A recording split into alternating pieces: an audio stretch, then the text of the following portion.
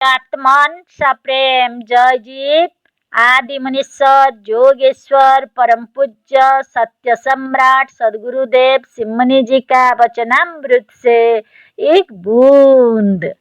ध्यान चिकित्सा। प्रातः काल सबसे पहले जब आपकी निद्रा टूटती है उस समय अन्य भावनाओं से हृदय स्वच्छ रहता है। इस समय की भावना का शरीर पर बहुत बड़ा प्रभाव पड़ता है। अतः प्रातः काल जो ही निद्रा टूटे सबसे पहले यही भावना करो कि हम निरोग है, हमारे शरीर से रोग निकल रहा है। चारों तरफ हमारे शरीर के भीतर अमृत स्वरूप निरामय परमात्मा व्यापक हो रहा है। चिंतन करो कि हमारे चारों ओर अमृत स्वरूप निरामय परमात्मा का समुद्र भरा हुआ है।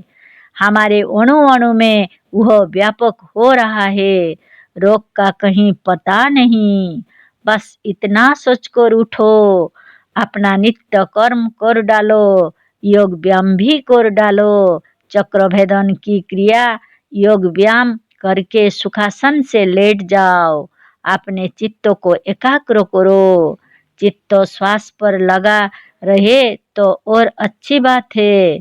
श्वास लेते समय ध्यान करो कि हम अमृतपूर्ण जीवनदायी और स्वच्छ प्राणों को भीतर ले जा रहे हैं। प्राणों में जीवनदाता परमात्मा व्यापक है। प्राणों द्वारा हमारे भीतर जीवन बल और स्वास्थ्य का प्रवेश हो रहा है। इसी का चिंतन करो। श्वास जीवनमय और जीवनदाता है।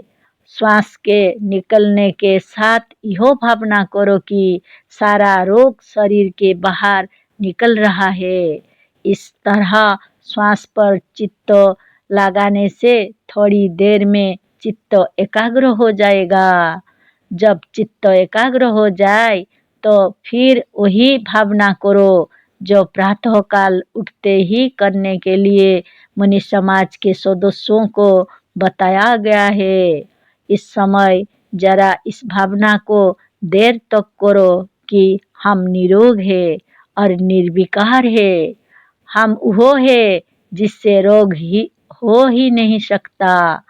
हमें जरा और मृत्यु नहीं सता सकती। हम ईश्वर है। यह सारा संसार ईश्वर है और यह शरीर भी ईश्वर है। सिवाय ईश्वर के और कुछ है ही नहीं। ईश्वर की मृत्यु कैसी, जरा कैसी और उनमें रोग कैसा। आंख बंद करके भावना करो हम अमृतमय स्वास्थ्यपूर्ण तथा ईश्वरमय शीतल समुद्र में पड़े हुए हैं। चारों तरफ क्षीर सागर के समान स्वच्छ जीवन और बोल का देने वाला सागर है और विष्णु रूप हम आनंद से उस पर सो रहे हैं। भावना करो कि हम शिव स्वरूप हो गए और हमारा रोग दूर हो गया। यह सब भावनाएं पद्य में भी बन गई है। इसके लिए ज्ञान शक्ति प्रेस गोरखपुर से मंगाकर आप भजन ज्ञान गीता और मुनि संगीत सुधा नाम की पुस्तकों को अवश्य देखें। बस यह ध्यान करके उठो और अपने कार्य में लग जाओ। स्वच्छ वायु जिससे मन प्रसन्न हो वही हितकर है। स्वच्छ जल पियो और जिसे तुम खाना चाहते हो खाओ। खाने में अच्छी चीज वही है जिसके खाने से तुम्हारी आत्मा पूर्ण रूप से संतुष्ट होती है। डर कर स्वच्छ वायु और रुचिकर भोजन से परहेज ना करो। डरो मत, तुम रोगी नहीं हो।